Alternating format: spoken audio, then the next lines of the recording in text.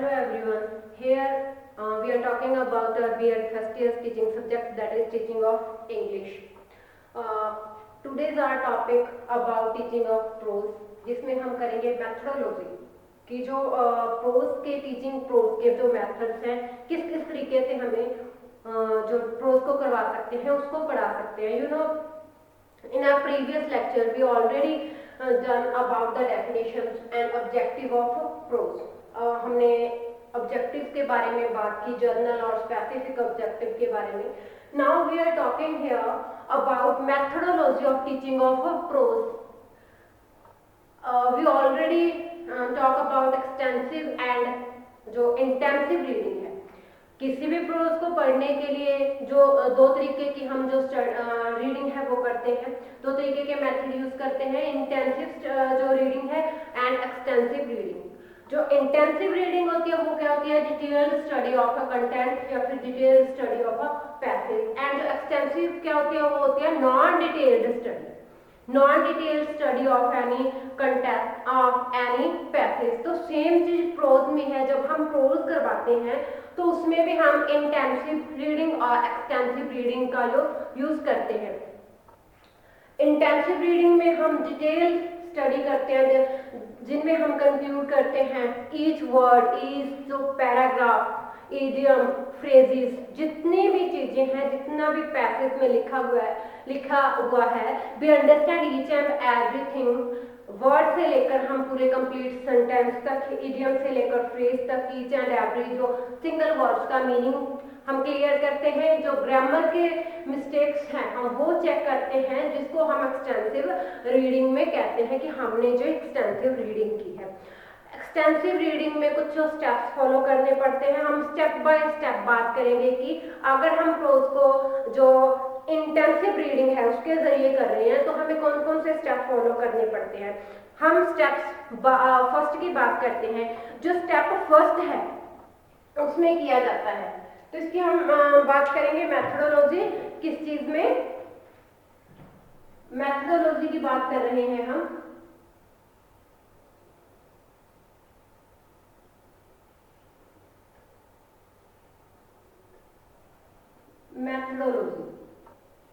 Methodology क्या है कि हम उस चीज को कैसे जो पढ़ा रहे हैं बच्चों को, वो है मेथोडोलॉजी. तो मेथोडोलॉजी फर्स्टली हम किस में करेंगे, इंटेंसिव रीडिंग की बात करेंगे हम. इंटेंसिव जो उसको हम स्टडी कह सकते हैं, उसको हम उसकी रीडिंग कह सकते हैं.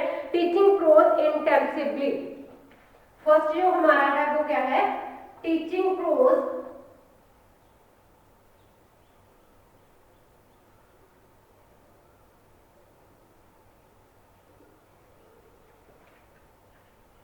intensively.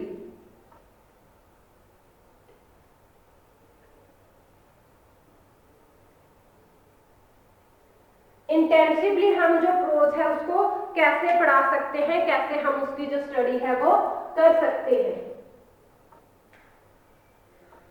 स्टेप बाय स्टेप हम इसकी स्टडी करेंगे. स्टेप बाय स्टेप हम इसकी टीचिंग के प्रोसीजर को पढ़ेंगे. तो स्टेप फर्स्ट में क्या होता है, स्टेप फर्स्ट में क्या होता है, टीचर इंट्रोड्यूस द लेसन या फिर प्रोज. इसका जो फर्स्ट स्टेप है टीचिंग प्रोज इंटेंसिवली का जो फर्स्ट स्टेप आता है वो क्या आता है, teacher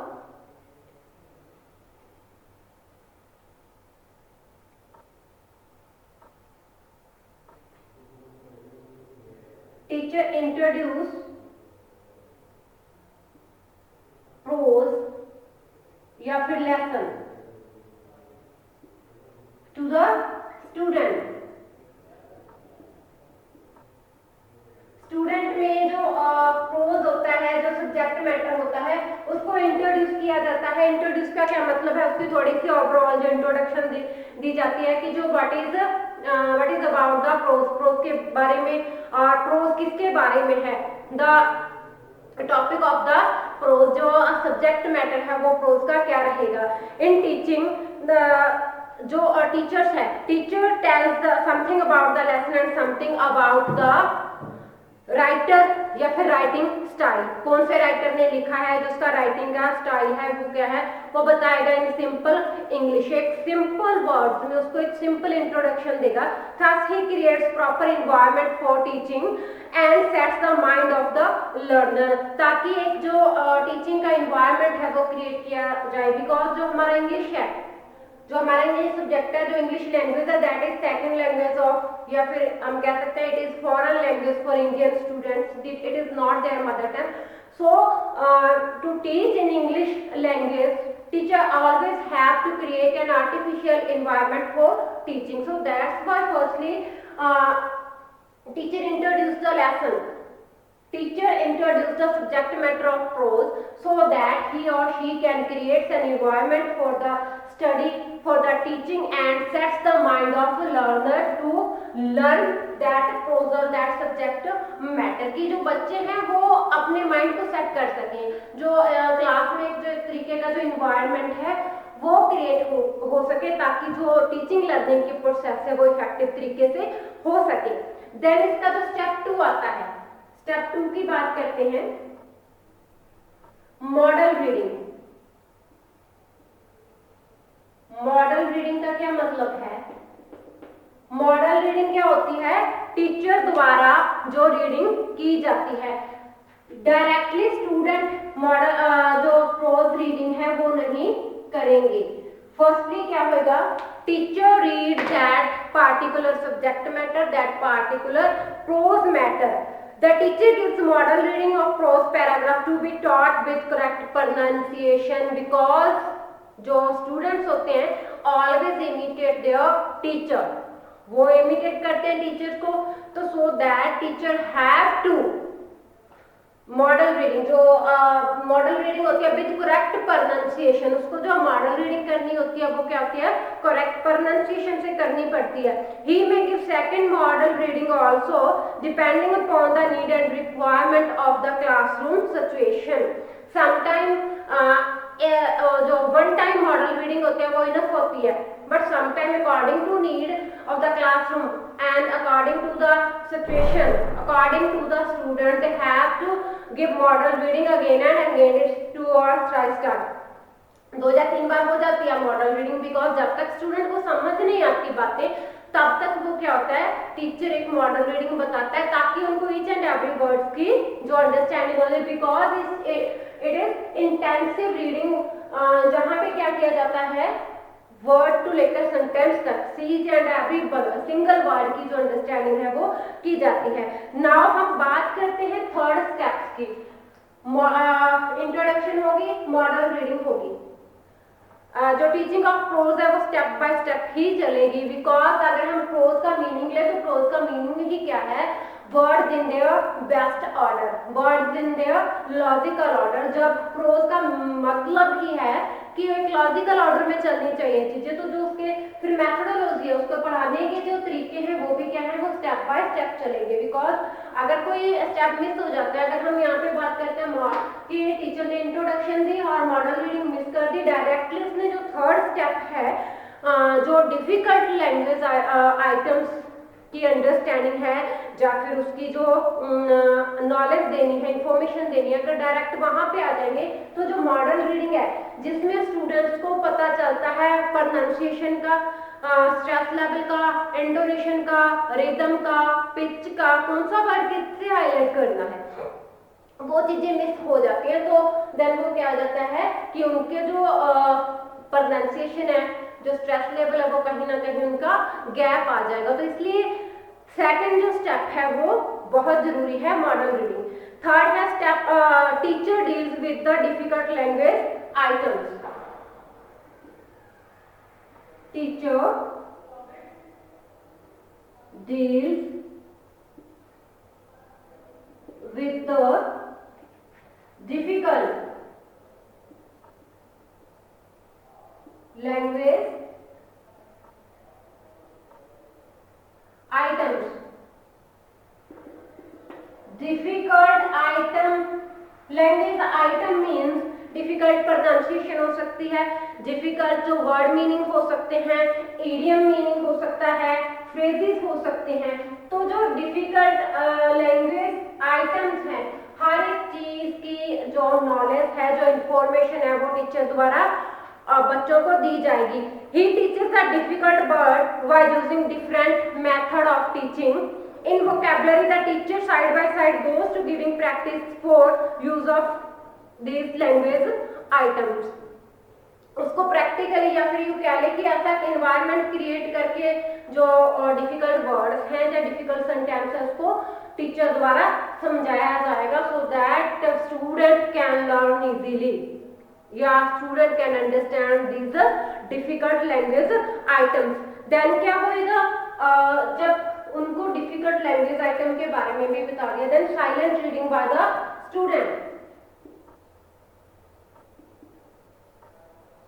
silent reading by the student. After third step, the fourth step about the silent reading by the student. After third step, teacher ask the student for silent reading. Student है वो silent reading करेंगे। For this he prescribe the time limit। उसके लिए एक जो time limit है वो बताई जाएगी कि आपने 10 मिनट्स लेने हैं, 15 मिनट्स लेने हैं, according to the length of the prose, according to the length of the passage और subject matter. Teacher decide the time limit. Teacher time limit decide करता है, उनको 10 मिनट्स और 20 minutes give to silent reading. Silent reading करने के लिए because till third step teacher already describe each and everything of that subject matter or that particular prose. After that he decide for silent reading by the student. Here student जो है silent student द्वारा silent reading की जाएगी। आगे हम बात करते हैं इसकी फिफ्थ स्टेप्स की। फिफ्थ स्टेप, जब बच्चा साइलेंट रीडिंग कर रहा है, अगर कोई डिफिकल्टी वहां पे फेस की जा रही है तो उस डिफिकल्टीज के बारे में वहां पे जो डिस्कस है वो किया जाएगा। Teacher ask the student about their difficulty. Teacher ask the student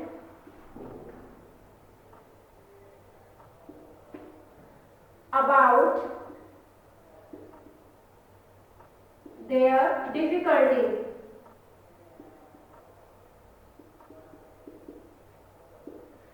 जो टीचर है उसके द्वारा स्टूडेंट की डिफिकल्टीज के बारे में पूछा जाएगा। Student has difficulty about the pronunciation, about the difficult word meaning, about any idiom, any phrase और any sentence structure. Then after जो डिफिकल्टीज है पूछने के बाद क्या करेगा टीचर, उसकी जो प्रॉब्लम है वो सॉल्व की जाएगी टीचर के द्वारा। अगर उनको समझ आ गया दैट इज इनफ, काफी उनके लिए। अगर नहीं भी आया देन क्या करेगा teacher solve their problem about pronunciation, about word meaning, about sentence structure, about any meaning of phrase, meaning of idioms. तो ये है इसका जो स्टेप। हाँ, अब हम जो अगला स्टेप है हम उसके बारे में बात करते हैं। जो सिक्स्थ स्टेप आता है इसका, उसके जो कंप्रीहेंशन है उसकी टेस्टिंग होती है। जो इसका सिक्स्थ स्टेप है comprehension testing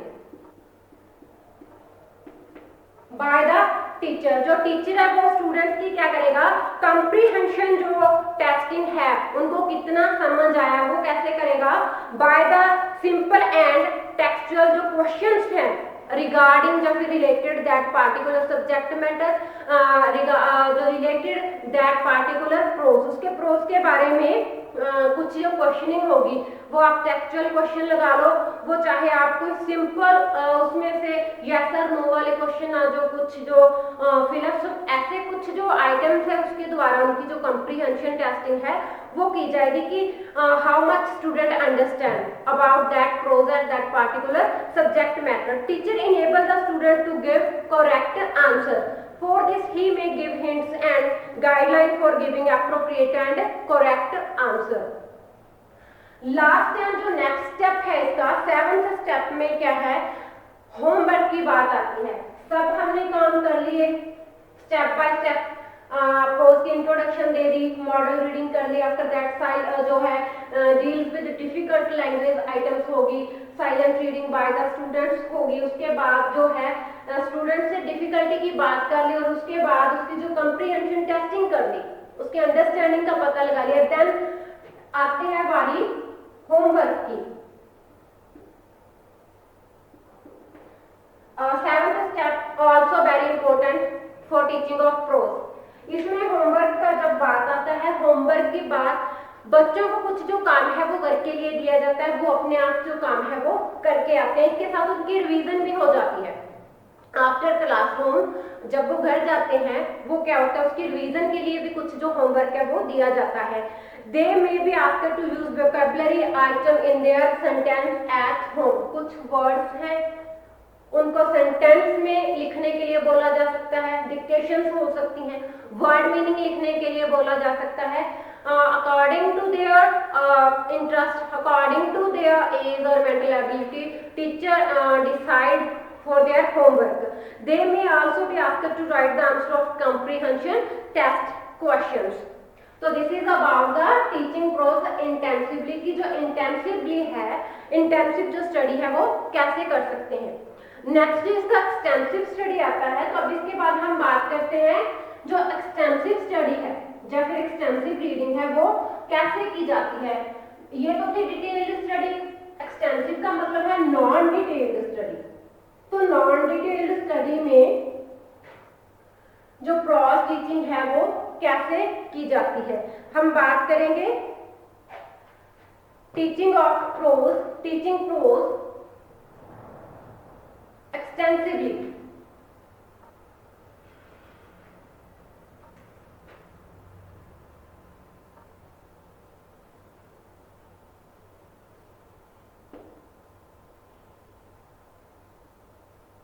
Teaching of prose extensively.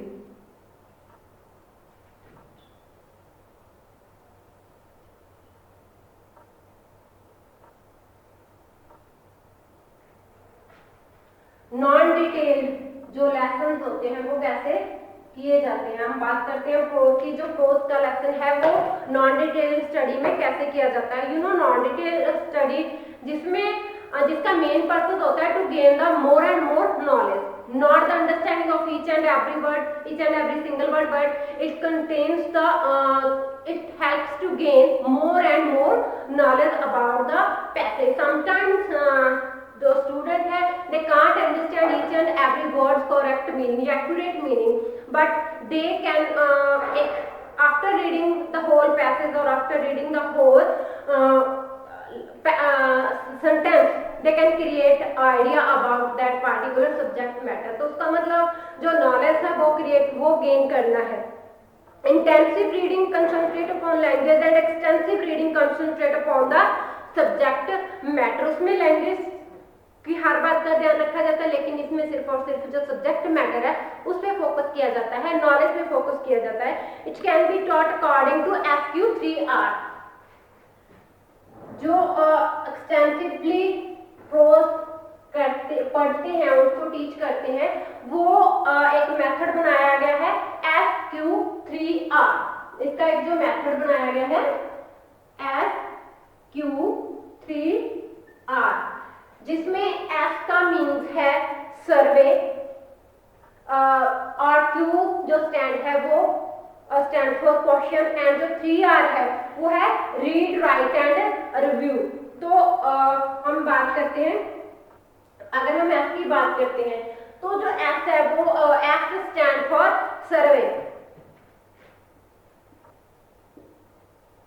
Survey, Q stand for question, 3 जो R है they stand for read, write and review।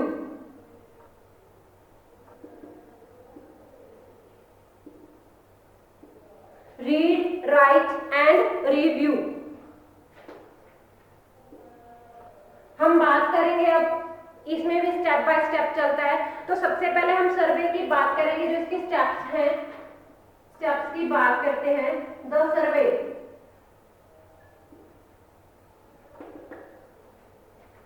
As for survey, survey में क्या आता है, the teacher explain the keyword in survey. जब भी teach किया जाता है होल सब्जेक्ट मैटर को, दैट प्रोज मैटर को, देन टीचर क्या करता है, teacher always explain the keywords. Survey में ओनली कीवर्ड्स की बात की जाती है, not each and every single words की। नेक्स्ट है questions.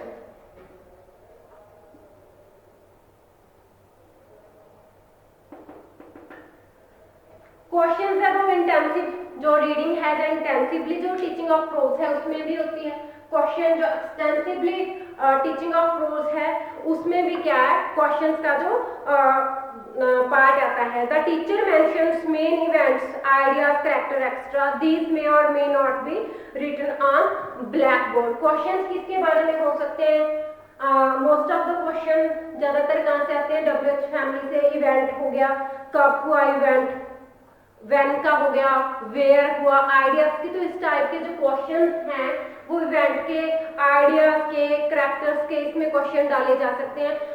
It's not compulsion to write on black board all the question, it can be orally, orally भी हो सकते हैं और ब्लैक बोर्ड पे भी लिखे हो सकते हैं। नेक्स्ट हम जो 3R की बात करते हैं, रीडिंग। रीडिंग की बात आती है, the student are asked to read the passage silently. Student को साइलेंटली पैसेज पढ़ने के लिए कहा जाता है।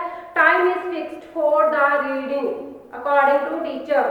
टीचर अपने मर्जी से उनका टाइम सेट करेगा, किसके according, according to length of the prose subject matter, उसकी कितना बड़ा है, वो कितना डिफिकल्ट है, हर एक चीज को ध्यान में रखते हुए उस चीज का वो क्या करेंगे, एक टाइम है वो जो फिक्स किया जाएगा। Teacher encourage them to read quickly as possible and stop over individual difficult word extra. जितनी जल्दी मतलब जितनी वो कर सकते हैं उतनी जल्दी पढ़े वो, और जो डिफिकल्ट वर्ड्स हैं वो अपने अपने अकॉर्डिंग अंडरलाइन कर सकते हैं, उनको जो सिलेक्ट कर सकते हैं, क्योंकि जरूरी नहीं है कि सब बच्चों को एक ही वर्ड डिफिकल्ट लगे।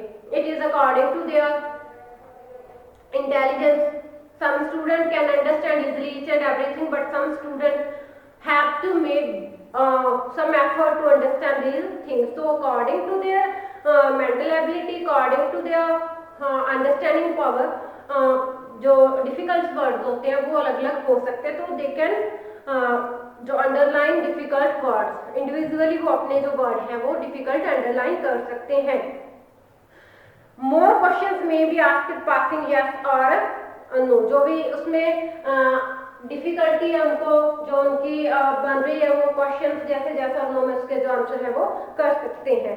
दे should read to answer the pre reading questions.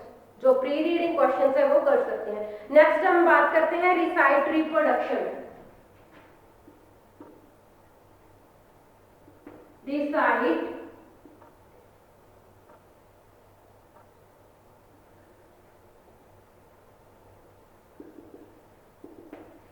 Recite means किसी चीज को आप कॉपी करना, किसी चीज का आप जो टीचर है वो आपको पढ़ा रहा है उस चीज को आप रिसाइट कर रहे हो। The teacher asks the student to answer pre reading questions.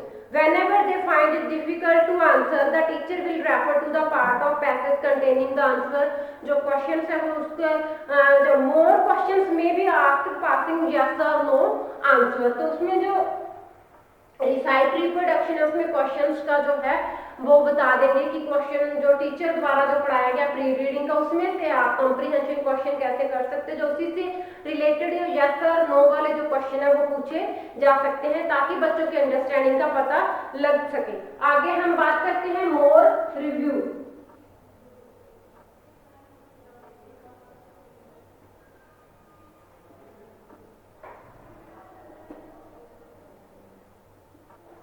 More review,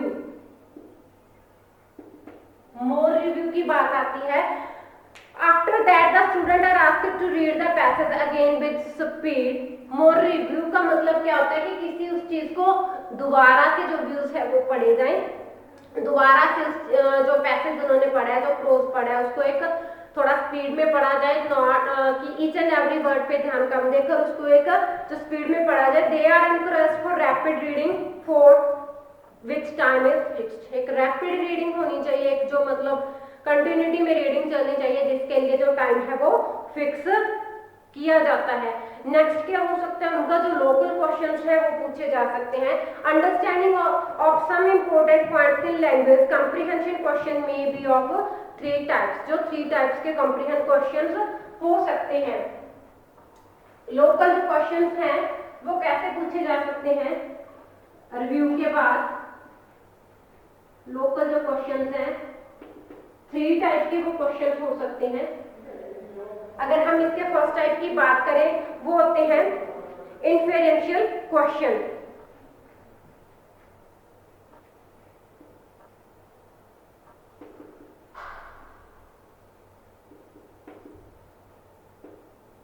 इन्फेरेंशियल question इसमें क्या होता है, understand whenever the learner has to think beyond the answer given in the reading paragraph.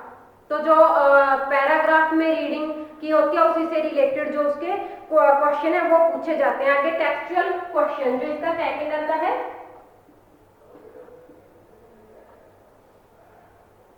वो आता है टेक्सचुअल क्वेश्चन। टेक्सचुअल क्वेश्चन क्या होते हैं, whenever learner is able to locate the fact occurring in paragraph. जो फैक्ट होते हैं paragraph में अकरिंग होते हैं, जो फैक्ट्स के बारे में बात की जाती है, तो उससे जो टेक्सचुअल क्वेश्चन होते हैं वो क्रिएट किए जाते हैं। थर्ड की अगर हम बात करें तो वो क्या होता है, evaluation question.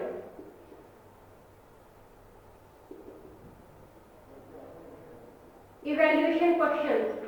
These questions are for evaluation. Learner is expected to give a critical thinking to the question and give the answer from the point of view. Naturally, the learner will read to the incident situation and give a suitable answer. This type of question is of much higher order as reading skill is concerned.